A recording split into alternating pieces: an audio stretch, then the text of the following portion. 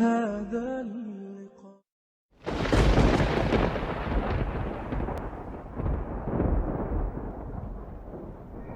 عندما تقترب النفخة الأولى يرسل الله تعالى ريحا لينة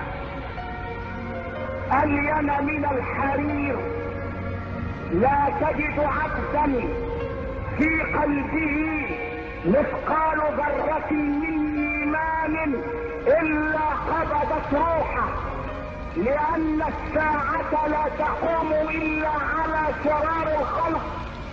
ثم يأمر الله الملك إسرافيل بالنفخة الأولى، وبعدها صعق من في السماوات ومن في الأرض إلا من شاء الله، وتظل الدنيا هكذا 40 عاما ليس على ظهرها حي، ليس على ظهرها احد حي الا الله. الكل نام تحت التراب، لا روسيا ولا امريكا ولا المانيا ولا انجلترا ولا الصين ولا فرنسا. ويسألونك عن الجبال فقل ينسفها ربي نسفا فيذرها قاعا صفصفا لا ترى فيها عوجا ولا امتا. وعندما تخلو الدنيا وتبدل الارض غير الارض والسماوات يقول الله تعالى: يا ملك الموت من الذي بقي من الخلائق؟ الانس مات والجن مات والملائكة ماتت. الملائكة عندما نزل قوله تعالى: كل نفس ذائقة الموت، قالت الملائكة: لسنا نفوسا وانما نحن ارواح طاهرة. فنزل قوله تعالى: كل من عليها فان، قالت الملائكة: لسنا على الارض انما نحن سكان السماء. فلما نزل قوله تعالى: كل شيء هالك الا وجهه له الحكم واليه ترجعون، خرت الملائكة ساجدين لله وقالت: سبحان من له البقاء وحده. ماتت الملائكة والإنس والجن والطير وكل ما على الأرض وما فوق السماء، إلا ملك الموت يسأله الله: من بقي من الخلائق يا ملك الموت؟ يقول: إلهي لم يبق الا جبريل ولوط واسرافيل وعبدك الماثل الان بين يديك. فيقول له الله: اقبض روح جبريل يا ملك الموت. فيقبض روح جبريل. من بقي؟ يقول: ميكائيل واسرافيل وانا العبد الذليل بين يديك.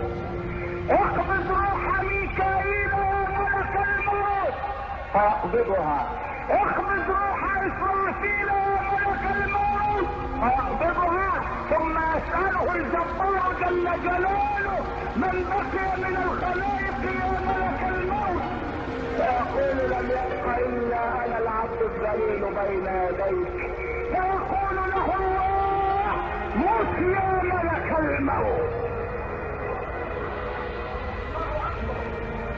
موت يا ملك الموت. فيموت ملك الموت. وعندما يشعر بسكرات الموت يقول: وعزتك وجلالك لو كنت اعلم ان سكرات الموت شديدة هكذا لطلبت منك ان تعافيني من قبض ارواح العباد.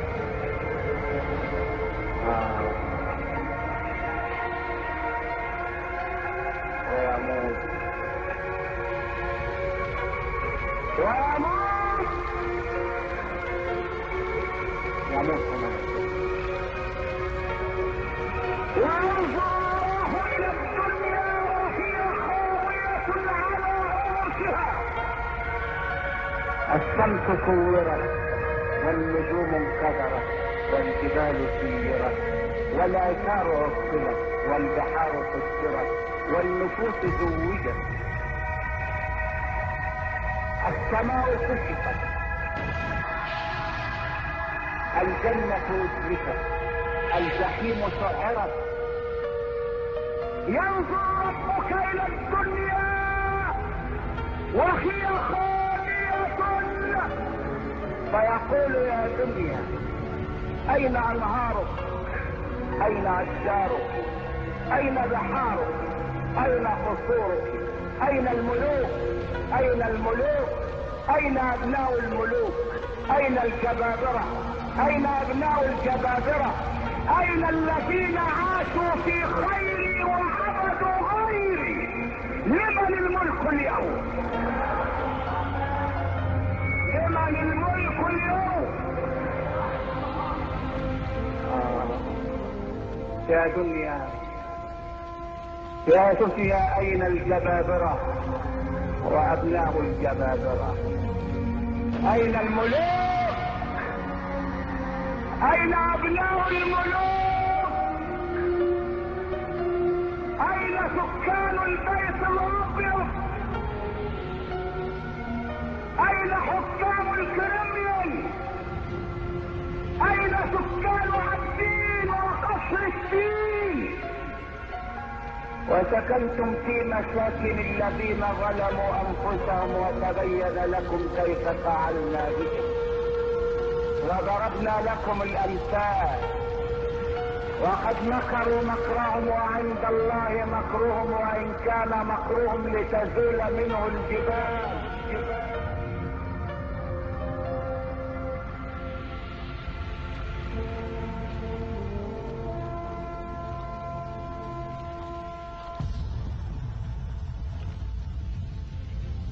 بسم الله الرحمن الرحيم. أعوذ بالله من الشيطان الرجيم.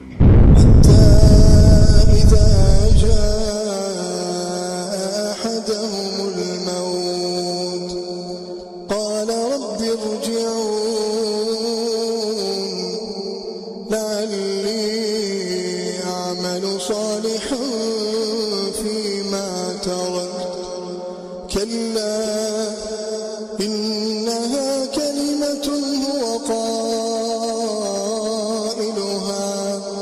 ومن ورائهم برزخ إلى يوم يبعثون فإذا نفخ في الصور فلا أنساب بينهم يومئذ ولا يتساءلون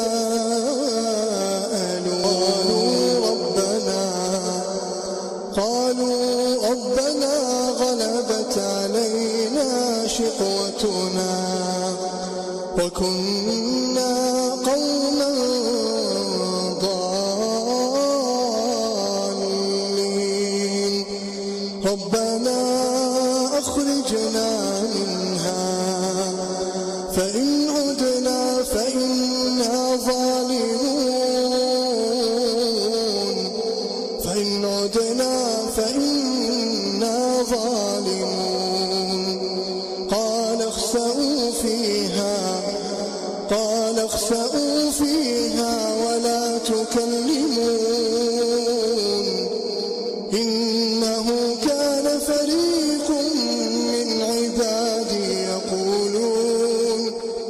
يقولون ربنا آمنا فاغفر لنا وارحمنا وأنت خير الراحمين فاتخذتموهم سخريا حتى أنسوكم ذكري وكنتم منهم تضحكون إني جزيتهم اليوم بما صبروا أنهم هم الفائزون. له بالبيت أرى القارعة.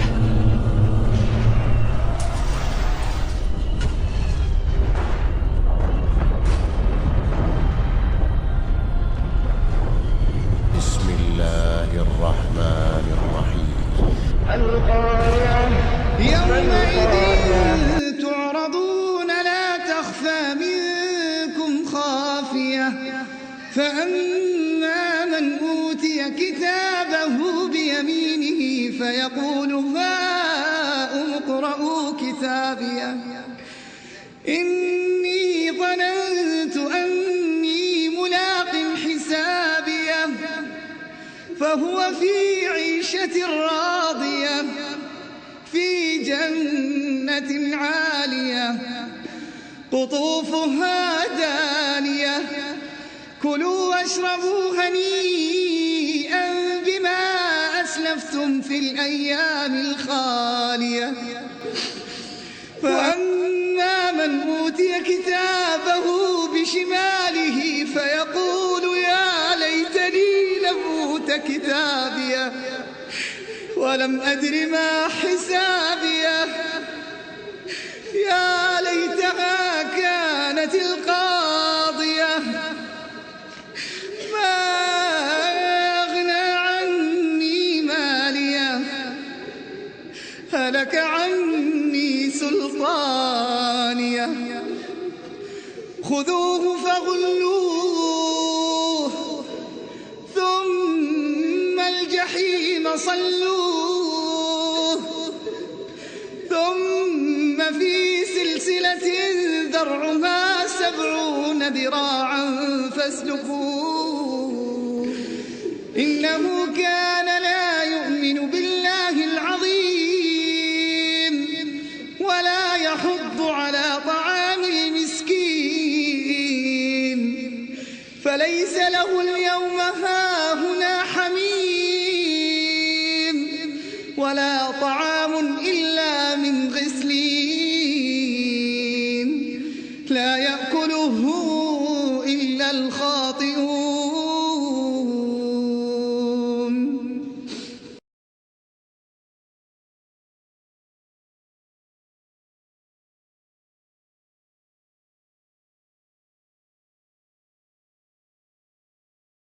ونادى أصحاب النار أصحاب الجنة أن أفيضوا علينا من الماء ورزقكم الله قالوا إن الله حرمهما على الكافرين قالوا إن الله حرمهما على الكافرين الذين اتخذوا دينهم لهوا ولعبا وغرتهم الحياة الدنيا فاليوم ننساهم كما نسوا لقاء يومهم هذا فاليوم ننساهم كما نسوا لقاء يومهم هذا وما كانوا بآياتنا يجحدون وأنه لا يرد بأسه عن القوم المجرمين انجوا بأنفسكم من النار